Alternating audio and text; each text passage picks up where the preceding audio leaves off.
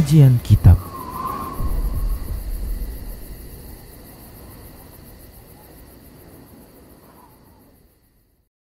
Bismillah, assalamualaikum warahmatullahi wabarakatuh.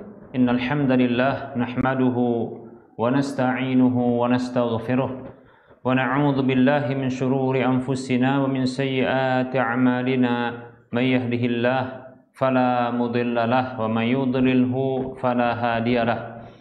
Wa ashhadu an la ilaha illallah wahdahu la syarika lah wa ashhadu anna Muhammadan abduhu wa rasuluhu sallallahu alaihi wasallam. Qala Allah tabaraka wa ta'ala, ya ayyuhalladzina amanu taqullaha haqqa tuqatih wa la tamutunna illa wa antum muslimun. Ya ayyuhan nasu taqu rabbakumul ladzi khalaqakum min nafsin wahidah wa khalaqa minha zawjaha وبث منهما رجالا كثيرا ونساء واتقوا الله الذي تساءلون به والأرحام إن الله كان عليكم رقيبا يا أيها الذين آمنوا اتقوا الله وقولوا قولا سديدا يصلح لكم أعمالكم ويغفر لكم ذنوبكم ومن يطع الله ورسوله فقد فاز فوزا عظيما أما بعد فإن أصدق الحديث كتاب الله وخير الهدى هدى رسول الله صلى الله عليه وسلم وشر الأمور محدثاتها وكل محدثة بدعة وكل بدعة ضلالة وكل ضلالة في النار. Para pemirsa Rosyad TV dan para pendengar Radio Medan Mengaji serta para pemirsa media-media sunnah yang turut serta menyiarkan kajian ini. Alhamdulillah, segala puji hanya untuk Allah. Salawat dan salam kita ucapkan untuk Rasulullah sallallahu alaihi wasallam.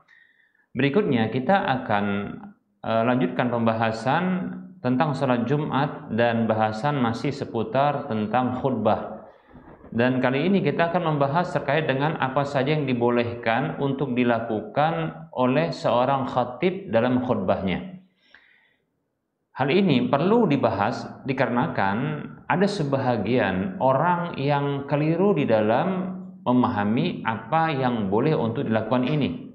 Mereka malah menyatakan bahwa ini merupakan tindakan kesalahan, bahkan tidak jarang di antara mereka yang barangkali menduga itu merupakan sebuah kebid'ahan, sebuah kebid'ahan. Baik para hamba Allah rahimani wa rahimakumullah. Yang pertama adalah bertumpu pada tongkat atau yang semisalnya di dalam khutbah ketika berkhutbah. Baik para hamba Allah rahimani rahimakumullah, bertumpu pada tongkat, maka ini dibolehkan para hamba Allah. Atau seperti contohnya adalah kanan kiri dari pegangan mimbar tersebut. Ya, ini boleh, ya. Berdasarkan hadis berikut ini, itu hadis Al-Hakam Ibnu Hazan Al-Kulfi tentang kisah kedatangan beliau kepada Nabi Shallallahu Alaihi Wasallam. Beliau menceritakan, fa'aqamna biha ayyaman syahidana fiha al-jum'ata ma'a Rasulillah Shallallahu Alaihi Wasallam. Maka kami tinggal di Madinah beberapa hari. Kami turut hadir salat Jumat di Madinah bersama Rasulullah Shallallahu Alaihi Wasallam. Faqama mutawakki'an ala asa au qausin. Lalu beliau berdiri bertumpu pada asa, yaitu tongkat atau busur, ya, tongkat atau busur. Nah, ini menunjukkan bahwasanya bisa jadi dipahami bahwasanya mimbar Nabi Sallallahu Alaihi Wasallam ketika itu tidak memiliki pegangan di kanan dan kiri, demikian ya, sehingga beliau bertumpu pada tongkat, ya. Nah, ini mungkin sebahagian ya saudara kita yang mereka menghadirkan tongkat di dalam atau pada menyandingkan tongkat pada mimbar bagi khatib yang akan berkhutbah di mimbar pada hari Jumat, ya. Mereka menghadirkan tongkat ini. Barangkali maksudnya adalah untuk dia berpegangan. Nah, seperti itu. Baik para hamba Allah rahimani wa rahmakumullah. Maka dalam hal ini sebaiknya berlapang dada. Walaupun pendapat yang kuat wallahu taala alam, ya, apabila sisi kanan dan sisi kiri dari mimbar tersebut sudah memiliki pegangan, maka tidak perlu lagi tongkat. Karena Nabi SAW berdiri, bersandar, bertumpu pada tongkat ataupun busur, ini adalah agar ya beliau memiliki pegangan, ya, tidak mudah limbung, jatuh ya ke sisi kanan atau sisi kiri dari mimbar tersebut, demikian ya. Jadi bila satu mimbar ya itu sudah memiliki sisi kanan dan sisi kiri semacam tongkat atau semacam tiang yang bisa untuk jadi pegangan, maka tidak diperlukan lagi ya adanya tongkat yang secara menyendiri terpisah. Nah, seperti itu para hamba Allah rahimani wa rahmakumullah. Namun kita menginginkan kaum muslimin itu berlapang dada dalam masalah ini, ya, berlapang dada dalam masalah ini. Kenapa? Karena ya tidak sedikit pula yang kita katakan ya mencela ya mimbar-mimbar yang ternyata menghadirkan tongkat ya di sisi mimbar tersebut. Maka kita katakan sesungguhnya keberadaan tongkat di zaman Nabi SAW ketika berkhutbah itu ada, ya. Tongkat itu ada di mimbar Nabi SAW, maksudnya ketika beliau berkhutbah ya di hari Jumat di atas mimbar, beliau itu bertumbuh pada tongkat. Artinya keberadaan tongkat itu ada. Permasalahannya ya kita memahami bahwasanya tongkat ini fungsinya adalah untuk bertumpunya beliau agar ketika beliau ya begitu bersemangat untuk memberikan ya ujangan nasihat khutbah itu dengan berapi-api, ini tidak membuat beliau limbung, jatuh ke kanan atau ke kiri. Ya, karena itu sebagai ya pegangan seperti itu, ya. Baik para hamba Allah rahimani wa rahmakumullah. Nah, ini kita berlapang dada ya kalau kita lihat di satu masjid ada mimbar yang ada tongkatnya. Nah, seperti itu para hamba Allah rahimani wa rahmakumullah. Walaupun kita dapatkan ada sebahagian kaum muslimin yang berlebihan, ya. Sampai-sampai seperti ini, saya pernah melihatnya pengurus masjid, kalau di Jawa itu disebut dengan takmir masjid. Nah, itu mengambil tongkat lalu menyerahkan ya secara aklamasi begitu ya, seolah-olah ya kepada khatib yang terjadwal ketika itu untuk memberikan khutbahnya. Ya, seolah-olah seperti ada penyerahan secara aklamasi ya. Nah, ketika itu kemudian diterima seolah nanti inilah yang akan ya menjadi pembimbing salat Jumat ketika itu. Nah, sebenarnya tidak harus seperti itu karena Nabi pun sallallahu alaihi wasallam tidak melakukan hal demikian. Ya. Baik para hamba Allah rahimani wa rahimakumullah. Namun keberadaan tongkat ya, keberadaan tongkat, adanya tongkat di mimbar ini jangan sampai menghadirkan celaan bagi kita. Ya, kita berlapang dada saja. Ya, walaupun pendapat yang kuat fungsi tongkat itu adalah untuk berpegangan agar tidak limbung jatuh ke kanan atau ke kiri atau bahkan ke depan. Ketika lagi bersemangat memberikan ya ujangan nasihat di hari Jumat dalam khutbah Jumat. Demikian. Nah, kalaulah sebuah mimbar sudah ada pegangan di sebelah kanan, sebelah kiri, maka sudah cukup. Tidak perlu lagi ada tongkat. Namun kita berlapang dada ya kalau ada kaum muslim menghadirkan tongkat ketika itu secara terpisah. Wallahu taala alam. Lalu beliau sallallahu alaihi wasallam yang berdiri bertumpu pada tongkat ataupun busur, beliau memuji Allah dan menyanjungnya. Demikian. Ini sebagaimana terdapat dalam hadis yang diriwayatkan oleh Imam Abu Daud, Imam Ahmad, Abu Ya'la dan Ibnu Khuzaimah dengan derajat sahih li syawahidihi. Ya, hadisnya sahih ya.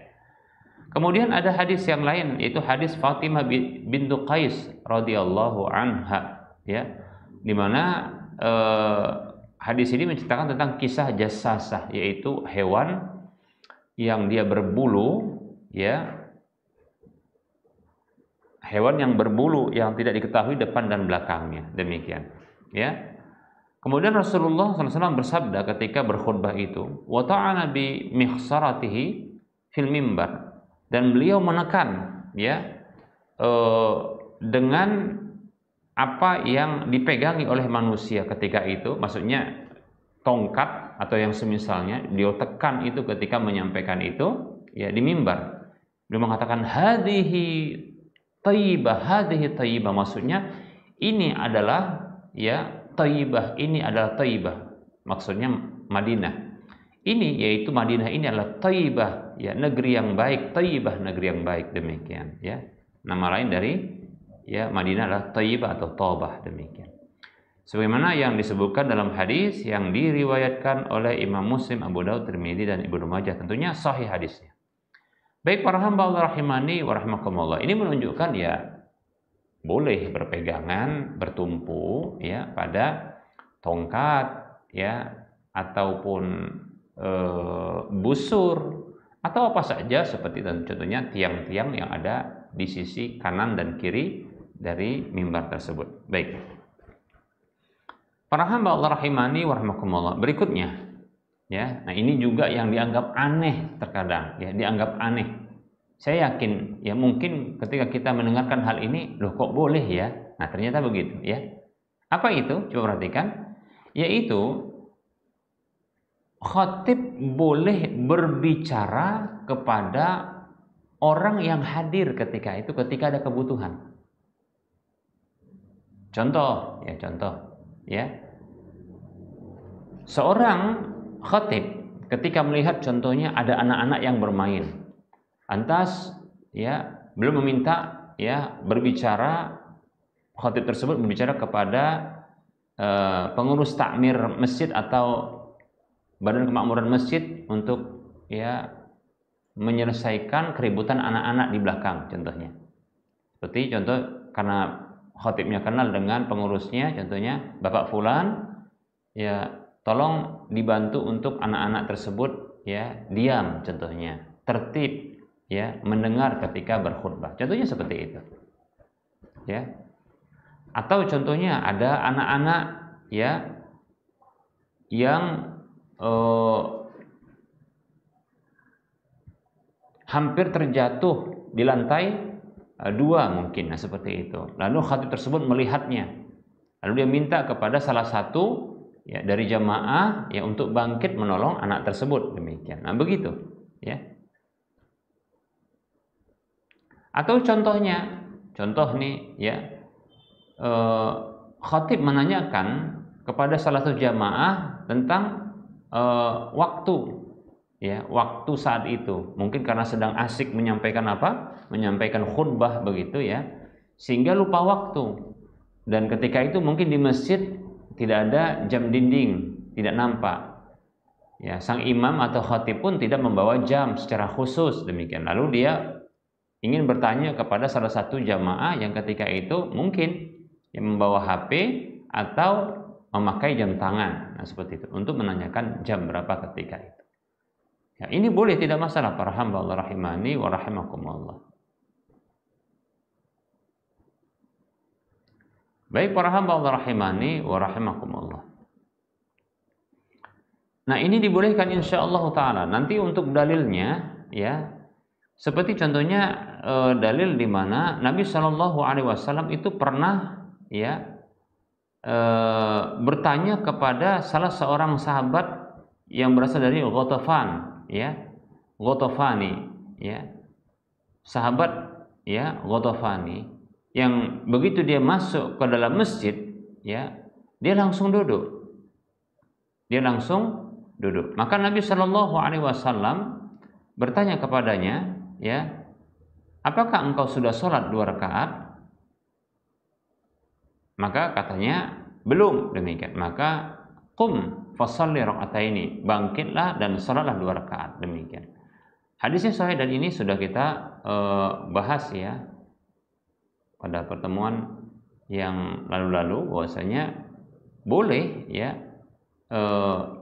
imam itu atau khatib itu untuk ya berbicara ketika dibutuhkan dengan salah satu dari jamaah yang hadir ketika itu. Demikian para hamba Allah rahimani wa rahimakumullah. Dan ini adalah sebuah hal yang asing, ya, asing. Barangkali bahkan ada yang menduga batal itu, ya, khutbah Jumatnya sampai begitu.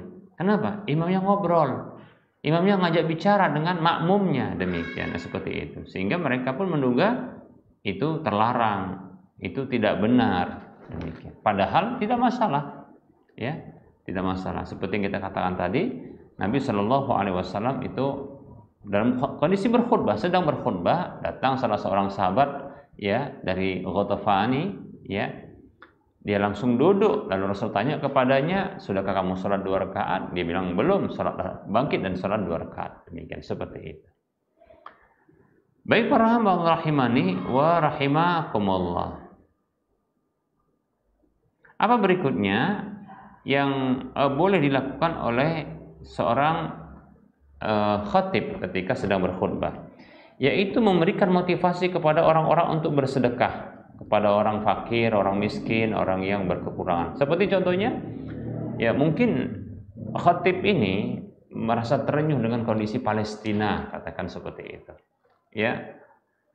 Dan barangkali kaum muslimin ketika itu sedang lalai-lalainya dengan kondisi saudara di Palestina, demikian, ya. Maka dimotivasi ketika itu untuk apa? Untuk, ya, berinfak, bersedekah, ya, demikian.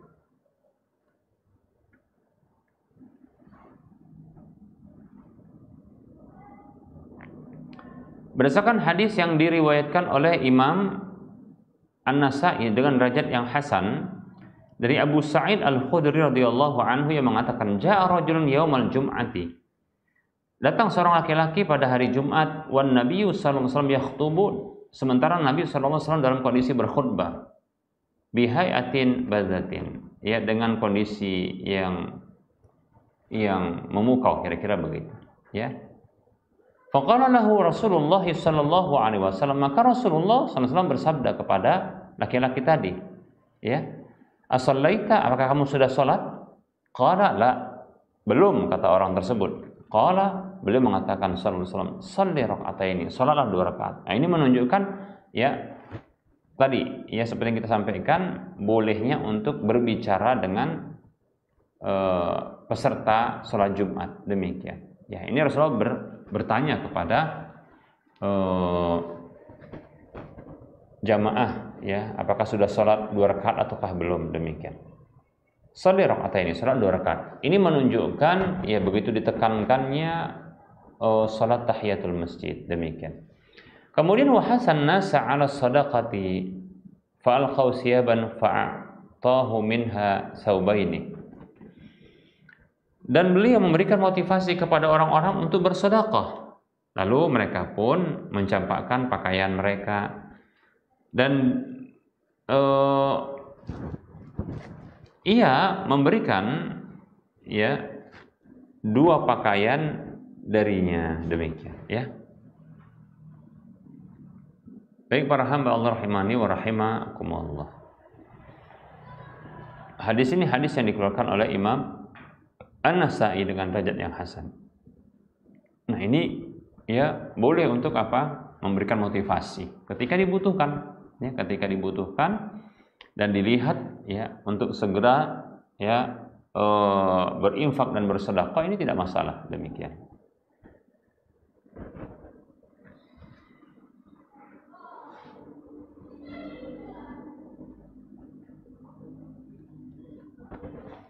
Baik para hamba Allah rahimani wa rahimakumullah, bersedekah kepada fakir, miskin, atau kepada lembaga-lembaga yang membutuhkan sedekah, ya. Nah, kemudian akan disalurkan sedekah tersebut, dan itu dilakukan motivasi untuk bersedekah itu di dalam khutbah.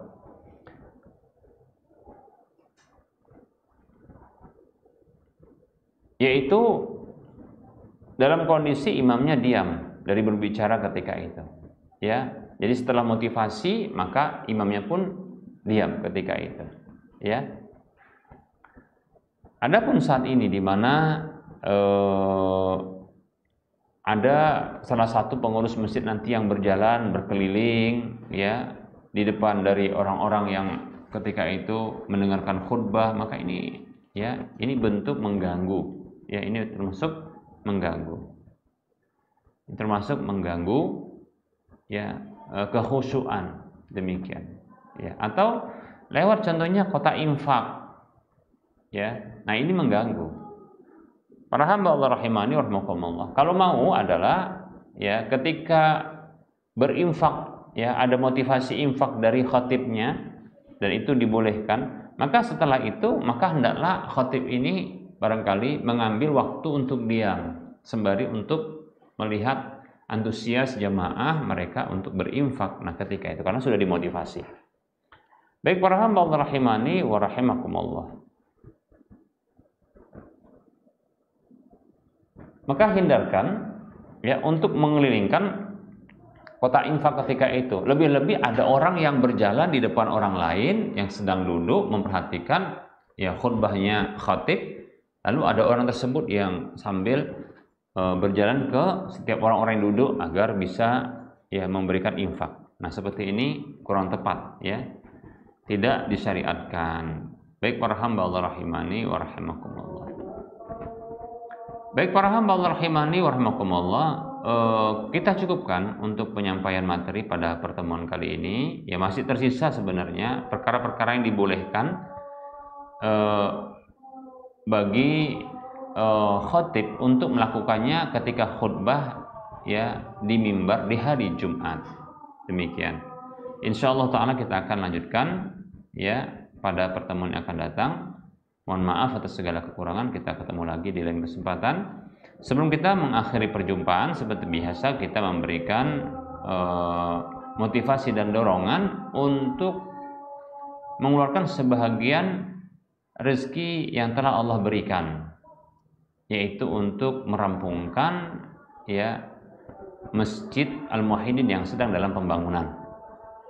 Ya.